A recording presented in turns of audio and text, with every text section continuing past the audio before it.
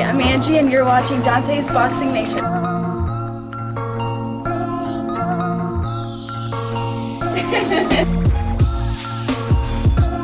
You called out Anthony Joshua. You said you ready now, but his response was a little bit different. Why do you think that is? What was his response? Well, he said that he wanted, well, he did say he wanted to fight another American fighter, but he didn't mention you. And Eddie Hearn was talking about them possibly fighting Bermane Stiverne next, but they didn't have you on that short list. Of course not, man. You know, Eddie the one brought it up. I was gonna let the young man bloom.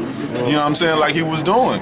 You know, I was gonna let him keep watering him and let him bloom. But when Eddie put my name in his mouth as his promoter and said he wanted me, that's the reason why they did the Showtime deal, that they wanted to get me sooner than later.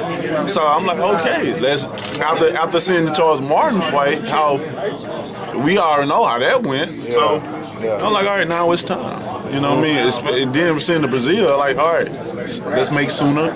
Let's make sooner now. Yeah. Why not? You know what I mean? If you feel like your man, he talking. I feel like if a promoter does, I know sometimes managers and promoters they'll overload their mouth because they can do that because they're not fighting. They're not gonna take the pain. You know what I'm saying? They're not gonna feel it, I would say. And but you got to be careful though, because I'm not one of these other guys that play around.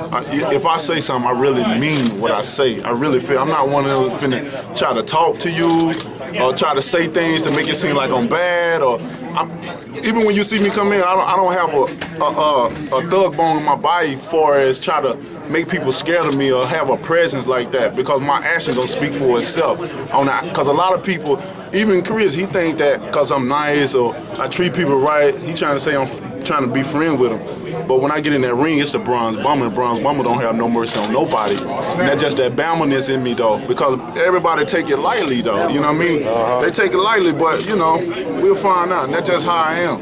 Yeah. What do you make of what's going on now with Povetkin? How they're saying that they're gonna sue you now? Cleared him, or nah, that's just Rabuski or whatever his name is. Yeah. He's just trying to stay relevant, and you know, it's whatever they have, we have more. We have anything to kill them with. You know what I mean? So you know, it's just a matter of time. He gotta say something. He gotta say something to the Russian people to keep them thinking that it's my fault or my team's fault.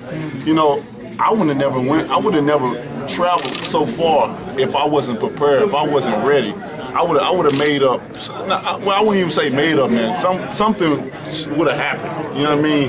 That I wouldn't be able to even get on the plane. Why would I take a trip to go somewhere to continue training? Now this ain't no vacation, because every day when I got up, I had all my guys. I had training. You know, even the ones that ain't fighting, they was training. We was everywhere. We were putting in that work. That's why it was definitely devastating to me, and kind of a slight depression for me, because I worked my ass off, man. And I was ready. You know what I'm saying? I was over prepared, you know, for him. And for him to do not only, now I don't even just fully blame him. I blame him for allowing him, whatever he took it by mouth or whether he got it stuck in him by veins, whatever the case may be. I blame the person that did it to him. You know what I mean? For doing some stuff like that, because he took away from the fans, he took away from his own country. You know, he took away from the rival USA versus Russia, and I was ready for that because I know the world was going to be watching, and I was ready. That was my moment to say, Deontay Wilder is here to prove to those that need to be proved. I know after I would have whooped his ass, it probably would have been somebody else I need to prove, but it's just a part of how it goes. But you know, I just really but you know, once everything clears like it's supposed to, I still want to whoop his ass. I really do. With all that, you'd still entertain a fight with him? I still, once justice is served, and he go through the process of serving what he's supposed to do, why not? Why not? Why not? The fans wanted it. He really took something away from the people. You know, he took something away from me, and I ain't even talking about the money. That come with the sport. But I'm talking about showing the world who's really the boss. You know what I mean? Who's really the champion? Who's really about what they say. I don't care where you from. I don't care what's your reputation. I don't care about none of that stuff, man. I'm here to fight, and that's what God gave me the ability to do. That's to fight, and I'm ready to go wherever I have to go. or who I have to fight to do that. And these fighters know that. That's another reason why Hearn and them, they know that I'm a real. They talk about Americans talking stuff. Yeah, that's just our nature. We gonna talk. You know what I mean? Our nature is to talk. Ali did it the best. He showed us how to sell fights. Whether the hype lived up to the fight or not, you talk. You know what I mean? Whether you perform in the ring like you want to or not. Charles Martin sold his title. You know what I mean? Brazil, I think he really tried, but he wasn't ready. But for me, I can talk all day. When you say he sold his title, I'm sorry. Damn right, you already know. That's why you're laughing, man. You know he sold it. He sold it? He sold his title, man. So you don't think he really had any intentions of winning that fight? He probably had the intentions. Everybody had the intentions of winning. Okay. But I think when he got hit, he was like, hell no, man. I guarantee you, you could ask him. I want to know if he truthfully would answer it. Did he? Because I already know the answer. He can't. Everybody does it. Did he already have that money spent? Yeah. Did he already did? And if he say no, he a damn lie. Hey Deontay, you coming off 6 months, your longest layoff. Fighting multiple times, that's something you want to do for the entirety of your career, fighting 2, 3, maybe 4 times a year? Oh, most definitely. Even once I unify the division. My thing, once I unify the division, and I can end all the critics about who's the best, who fighting this. Once I unify the division, I don't want nothing but mandatories. You know what I mean? 4 times a year. You know what I'm saying? All mandatories. That's all I want. You know what I mean? That way they can't say, well, he ain't fighting. He fights somebody, or the people use terms as bombs or whatever. If I'm the undisputed heavyweight champion of the world, and I'm fighting all mandatories, then what can they say? But it's always gonna be something to say. But what really can you say? That's my goal. That's my plans of doing. I understand the federations, the organizations that holds these titles and stuff like that don't want nobody to unify. I understand that. I understand it because they feel that if one person get all the belts, then they gotta wait on their turn, or wait. It's just like waiting. But for me, if you're an active fighter, you ain't gotta wait. I'm really waiting on you. You know what I'm saying? I love doing this. Once I fight, give me a little vacation in, I'm ready to get back up in there because I get that urge to want to smash somebody in the face. Oh, snap. And every fighter get that feeling. You know, I'm like, man, I'm ready to fight. You know what I'm saying? So I'm the same way. What do you make of what you touched on earlier with Tyson Fury and Klitschko and that situation going into the rematch? What I make of the fight? Yeah, the fight. What's going on with Tyson saying that he sprained his ankle because he was at a rave or something like that? Man, I heard. You know, I got friends all over. You know what I mean? The world. You know what I'm saying? And my thing is, I heard Fury was in France partying his ass off. Yeah. That's what and that's some people that know him. So, not to put it business out there, but that's that. I think, to be honest with Fury, I think he's done what he wanted to do. I think his ultimate goal was to beat Klitschko. That was it. You know, anything else that happens out there, I really don't think he cares. You know, he don't care. He done his ultimate goal. That's just like you always wanted something in your whole entire life, and it took so many years to get to the point you actually do it. It's like, man, ain't nothing bigger than that.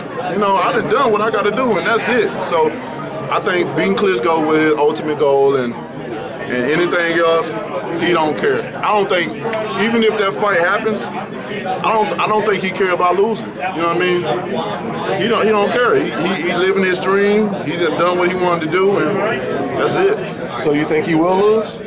If I had to pick? If I had to pick, man, it's just hard because when you see Klitschko,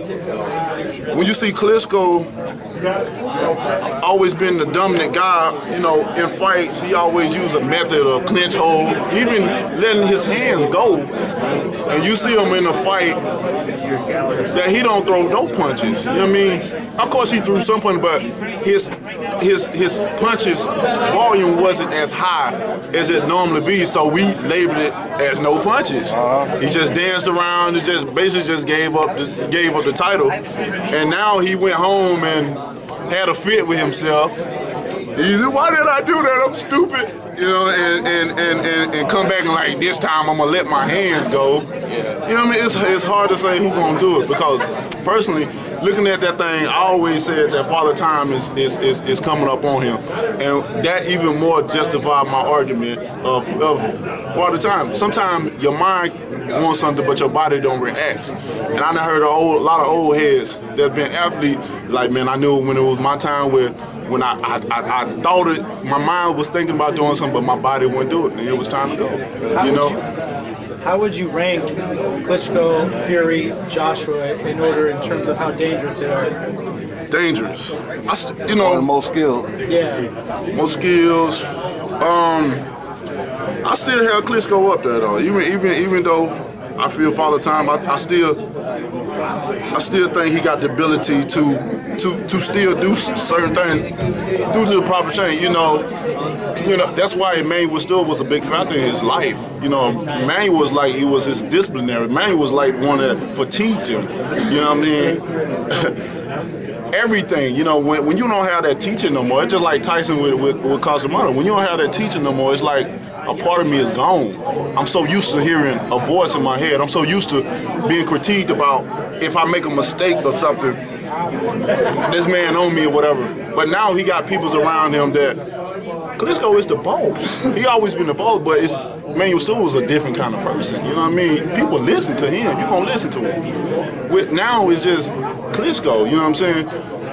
Jonathan's a good friend of mine. I think he's done a great job, but I don't think Klitschko respect him like he did Emmanuel. You know he ain't. You know what I'm saying? Because he's picking up bad habits again and stuff like that. And I don't think nobody really can say, man, Vladimir, you need to, man, you looking shitty. You know what I mean? I don't think nobody really has the balls there because everybody want to keep their job. You know what I'm saying? And sometimes as a fighter, you need that. You know what I'm saying? That's why I don't have no yes men in my group. You know what I mean? Even with my brothers that I hang around me, when I'm out of line, they let me know. When I'm right, of course I'm gonna know. But I can't have fake people around me. I can't have people that just, because we having fun, we doing this and this, or whatever, that, why would, you know what I'm saying? Nobody gonna be, people gonna be scared to say something because they don't want to get booted out the circle or whatever. Nah, Preach, brother. Nah, it ain't. You know, I don't have people like that around me.